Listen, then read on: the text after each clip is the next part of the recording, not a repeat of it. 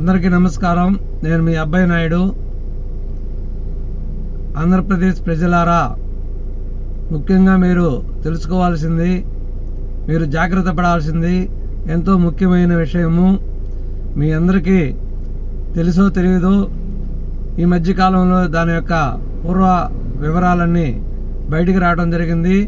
జగన్మోహన్ రెడ్డి గారు అధికారంలోకి వచ్చిన 6 నెలల తర్వాతనే ఒక చీకటి చట్టాన్ని తేటానికి ప్రయత్నిస్తూ వచ్చాడు. అది ఇప్పుడు కార్యరూపం దాల్చింది. అదే ఏంటంటే ల్యాండ్ టైటిల్ యాక్టింగ్ చట్టం. ఈ ల్యాండ్ టైటిల్ యాక్టింగ్ చట్టం అనేది చాలా భయంకరమైనది. మీకు తెలుసో తెలియదో, దీని గురించి మన ఆంధ్రప్రదేశ్ బార్ అసోసియేషన్ లాయర్లు కూడా చాలా రోజులు దీని గురించి పోరాడారు. ఈ చట్టం అనేది రాజ్యాంగ విరుద్ధం. దీనివల్ల చాలా అనర్థాలు ఉన్నాయి. ఇది చాలా మోసపూరిత చట్టము అని వాళ్ళు చాలా రోజులు దీని గురించి ధర్నా చేస్తూ, నిరసన చేస్తూ పోరాడారు. కాబట్టి ఇప్పుడు ఈ ప్రజలందరూ కూడా దీని గురించి మేల్కోవాల్సిన అవసరం ఎంత ఉంది. సహజంగా ఒక ప్రజలు లేదా రైతులు కానీ జనాలు వాళ్ళ యొక్క ఆస్తులు అనేవి వాళ్ళ తల్లిదండ్రుల నుంచి, తాత ముత్తాల కాలం నుంచి వస్తున్నాయి.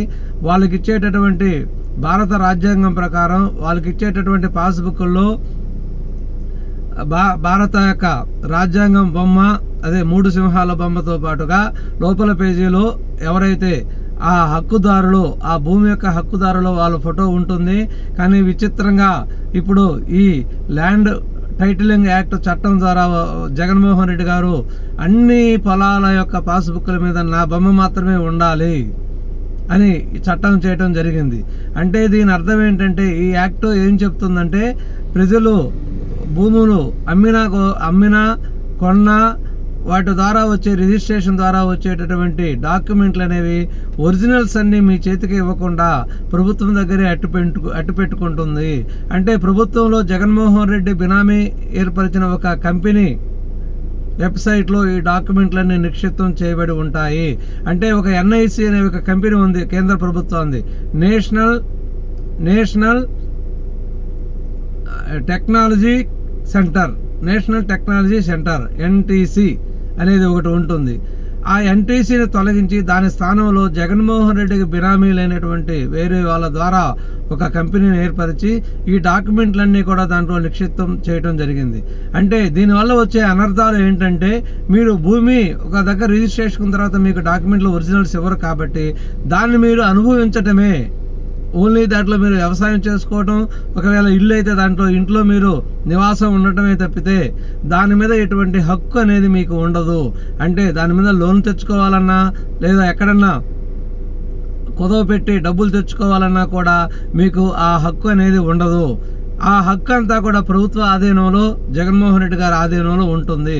అంటే వీళ్ళు ఏ ఉద్దేశంతో పెట్టారంటే, మీరందరూ ఇప్పుడు దాకా జగన్మోహన్ రెడ్డి పథకాలు ఇచ్చాడు, మాకు అమ్మఒడి, నానబుడ్డి, చేనేతము అన్ని మహిళలకి ఇంత అని సంబరపడ్డారు. మీరు ఒకటి గుర్తుంచుకోవాలి, ఇప్పుడు దాకా అతను పథకాలన్నీ ఎలా ఇచ్చాడు? దాదాపు 13 లక్షల కోట్ల అప్పు తెచ్చాడు. ఆ అప్పు ఎలా తెచ్చాడు? ఆంధ్రప్రదేశ్లో ఉన్నటువంటి ప్రభుత్వ ఆస్తుల్ని కుదవ పెట్టి బ్యాంకుల్లో తాకట్టు పెట్టి తెచ్చిన అప్పులో 100లో 10 రూపాయలు మీకు ఇచ్చి 90 రూపాయలు అతను వెనకేసుకోవడం జరిగింది. సహజంగా ఆంధ్రప్రదేశ్ ప్రజల యొక్క మనస్తత్వం ఎలా ఉందంటే, మనకిచ్చిన 10 రూపాయలే చూస్తున్నారు కానీ మనకు అసలు 10 రూపాయలు ఎందుకు ఇచ్చారో, మనకు వాళ్ళు 10 రూపాయలు ఎందుకు ఇవ్వాలి ఫ్రీగానే ఆలోచించట్లా. అంటే నీకు 10 ఇస్తే నువ్వు ఇచ్చిన 10 రూపాయలే చూసుకుంటున్నావు, దాని వెనక మీ సొమ్ము 90 రూపాయలు అతను తింటున్నాడు అనేది మీకు అర్థం కావట్లేదు. అంటే మనం వేసిన పప్పులు బెల్లాల మాదిరిగా పంచి ఆంధ్రప్రదేశ్ ఆస్తులన్నీ తాకట్టు పెట్టి అతను 2019లో ముఖ్యమంత్రి అయిన తర్వాత కనీసం ఒక్క పరిశ్రమ ఏమైనా తెచ్చాడా? ఏమీ లేదు. ఒక అభివృద్ధి పనులు చేశాడా? సరే, 14 లక్షల కోట్లు అప్పు తెచ్చాడు, కనీసం రోడ్లన్నా బాగుపరుస్తాడంటే ఆ రోడ్లు కూడా చండాలంగా, గుంతలుగా, గోతులు పడి అసలు రవాణా చేయలేనటువంటి స్థితిలో ఉన్నాయి. మీకు తెలుసో తెలియదో, అందరికీ ఇది కొంతమంది ఈ ఇన్ఫర్మేషన్ ఎవరికి తెలియదు కానీ ఈ రోడ్లు బాగాలేకపోవటం వల్ల దాదాపు కొన్ని వేల మంది చనిపోవటం జరిగింది. అంటే యాక్సిడెంట్ జరగటం వల్ల కావచ్చు, ఆ బండిలో వచ్చే కుదుపుల వల్ల వాళ్ళకి హార్ట్ అటాకాలు రావడం కావచ్చు, ఏదో ఒక రూపంలో అనేక మంది చనిపోవడం జరిగింది. కావాలంటే మీకు దానికి నేను ఉదాహరణ కూడా చెప్తాను. మీకు ఎవరికైనా డౌట్ వస్తే నన్ను సంప్రదిస్తే దాన్ని ప్రత్యక్షంగా చనిపోయిన వాళ్ళని నేను మీకు చూపిస్తాను. ఇంకా అదేవిధంగా ఈ 14 లక్షల కోట్లు అప్పు తెచ్చి కనీసం రోడ్లకు 3-4 వేల కోట్లు అయితే రోడ్లన్నీ శుభ్రంగా వస్తాయి. కానీ 14 లక్షల కోట్లు అనేది 2.5 లక్షల కోట్లు అనేది ప్రజలకు ఇచ్చాడు. మిగిలిన డబ్బులు ఎట్టుపోయిందో ఎవరికీ తెలియదు. జగన్మోహన్ రెడ్డికి తెలియాలా, దేవుడికి తెలియాలా.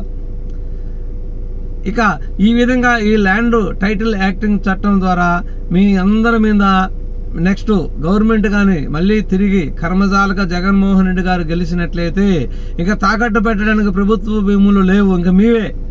అంటే ప్రజల భూములన్నీ తాకట్టు పెట్టి ఆ డబ్బులు తీసుకొచ్చి మళ్ళీ కూడా ఇదే మాదిరిగా 100లో 10 రూపాయలు మిగిల్చి 90 రూపాయలు అతను వెనకేసుకోవడం జరుగుతుంది.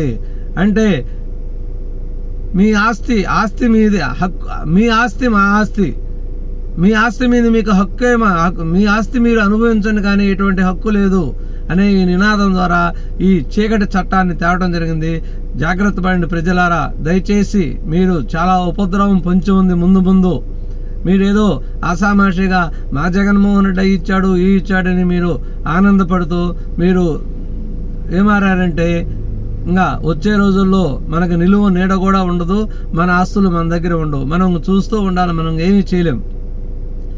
కాబట్టి దయచేసి దీన్ని మరీ అవగాహన చేసుకొని మీ ఆ డబ్బులు ఇస్తున్నాడు ఈ డబ్బులు ఇస్తున్నాడు అనే దాన్ని మీరు వదిలిపెట్టి జరగబోయే ఉపద్రవాల గురించి ఆలోచించి ఇది 10 మందికి చెప్పి దీన్ని జాగ్రత్త పడి వేరే గవర్నమెంట్ని మనం మంచి ప్రభుత్వాన్ని ఎన్నుకోవాల్సిందిగా మీకు మనవి చేస్తున్నాను.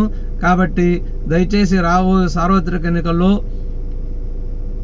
మనకి ఎవరైతే మంచి వ్యక్తులు వాళ్ళను ఎన్నుకొని ఈ చీకట సామ్రాజ్యాన్ని, చీకట చట్టాలను తెచ్చి ప్రజల ఆస్తుల్ని కొల్లగొట్టేటటువంటి ముఖ్యమంత్రిని, ప్రభుత్వాన్ని మనం సాగనంపాల్సిందిగా కోరుకుంటున్నాను. అదేవిధంగా మీరు మీ 10 మందికి చెప్పి ఈ విధంగా దీని గురించి జరిగే నష్టాలను వివరించి ప్రజలను చైతన్యపరచవలసిందిగా కోరుతున్నాను. నాకెందుకులే అనుకోగాకండి. ఎందుకంటే ఈరోజు ఎవరికో జరిగింది రేపు అందరికీ జరుగుద్ది. మొత్తం టోటల్గా ఆంధ్రప్రదేశ్ మొత్తం ఇదే పరిస్థితి ఏర్పడుతుంది. లాస్ట్కి చివరికి అందరూ నష్టపోయి నిలువ నీడ కూడు గుడ్డు లేకుండా అందరూ కూడా బజార్ను పడాల్సిన ఆవశ్యకత ఏర్పడుతుంది. దయచేసి ఈ వీడియో చూసి లైక్ చేసి షేర్ చేసి మరియు సబ్స్క్రైబ్ చేసుకోండి. ధన్యవాదాలు.